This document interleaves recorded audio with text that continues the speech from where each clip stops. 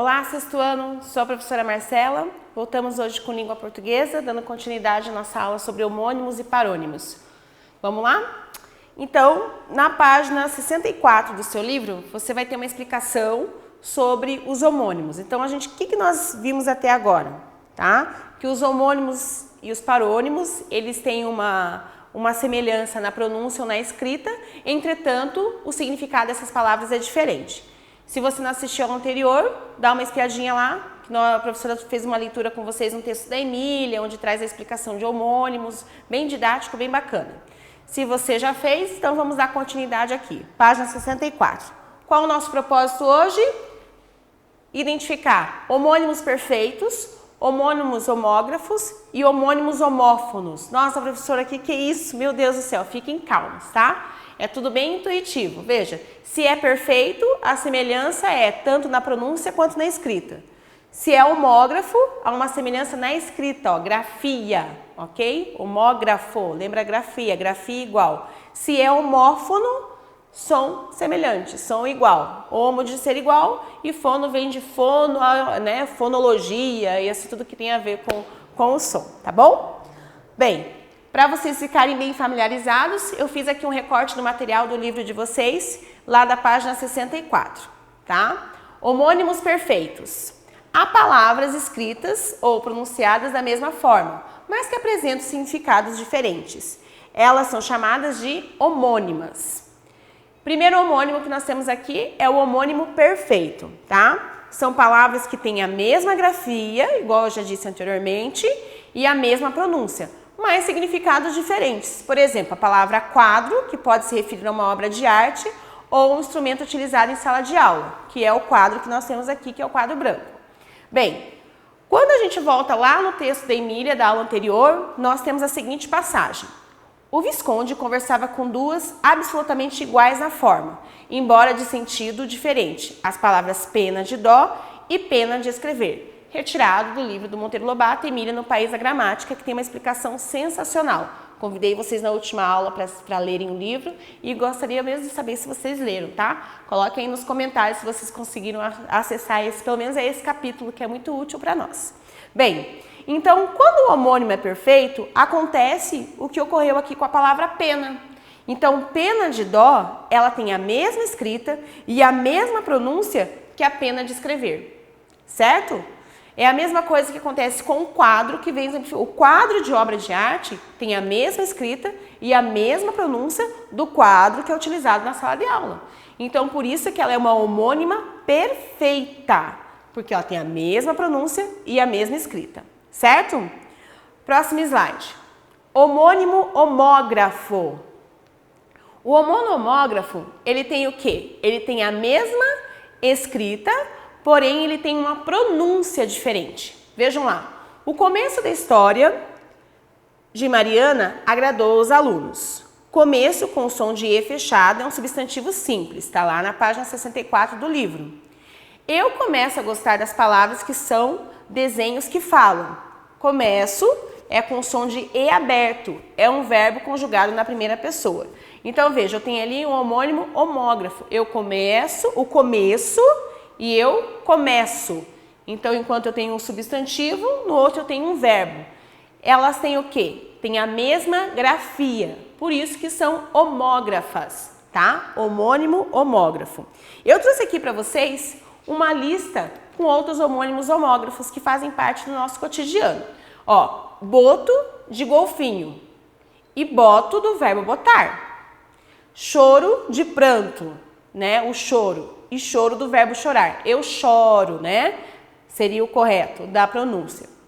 Colher de talher e colher de apanhar. Percebam que todas essas palavras ela têm a mesma grafia, entretanto, tem a pronúncia diferente. Por isso é que elas são homógrafas, mesma grafia. E tem significados diferentes. Professora, como que eu vou saber qual é a palavra correta que eu devo utilizar ali? Primeiro que a escrita é igual. Aonde que você vai identificar o significado diferente? É no contexto, tá? Ela tem que estar inserida numa frase, tem que estar inserida em um parágrafo, transmitindo uma mensagem. É aí que você vai identificar. Força de pujança e força do verbo forçar. Ele força.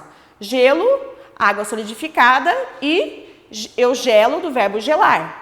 Então, aí tem vários exemplos, né, que vocês podem, com facilidade, encontrar isso no Google, em dicionários e na gramática, tá? Só trouxe o material a mais aqui para vocês. Tranquilo?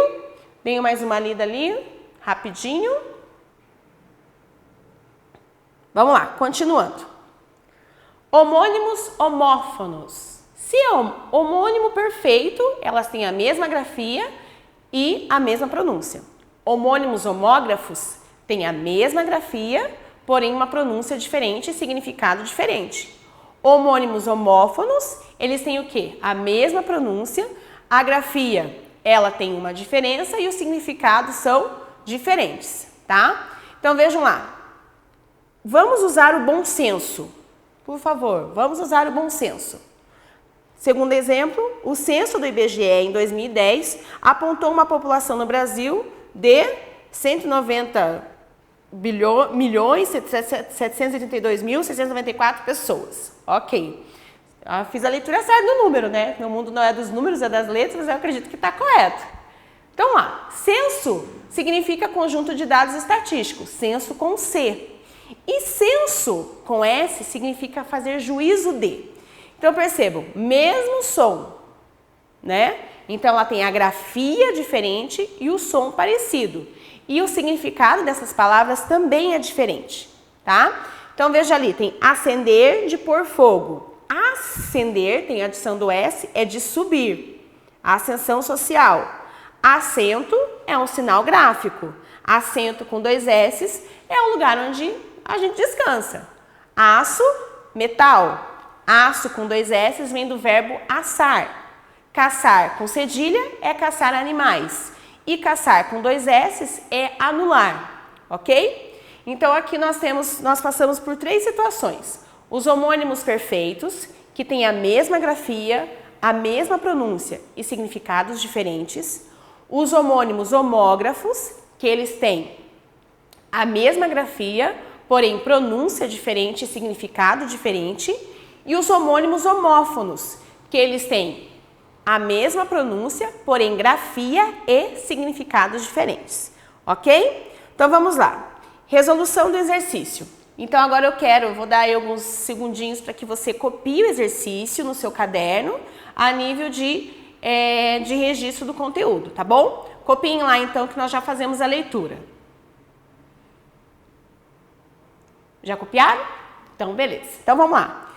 Respectivamente, as palavras que significam afundar, desastre e descanso após o almoço são afundar, desastre e descanso após o almoço. Então, afundar quer dizer o quê?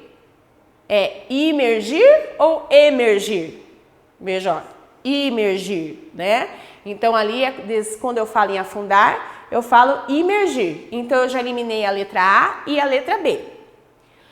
Quando eu falo em desastre, tá? O desastre é um acidente que aconteceu ou foi apenas um incidente? O desastre é um acidente, né, gente? Certo? Então, ali a gente já fica com a letra D. E sexta tem a ver com o quê? Sexta com C é objeto. E sexta com S tem a ver com o descanso. Então, a opção correta aí é a letra D. Ok? Tranquilo? Belezinha, então. Próximo exercício. Também um minutinho para vocês copiarem, exercício número 2, por gentileza. Vamos lá? Copiaram? Qual dos pares a seguir apresenta palavras homônimas homófonas? Então, o que é uma homônima homófona? Homófona, que ela tem o mesmo som, porém grafia e significados diferentes. Letra A, osso e ouço. Não dá, né? Não tem como, é mais um parônimo. B, concerto e concerto. Concerto de rock, concerto de roupas. Mesmo som? Sim. Grafia diferente?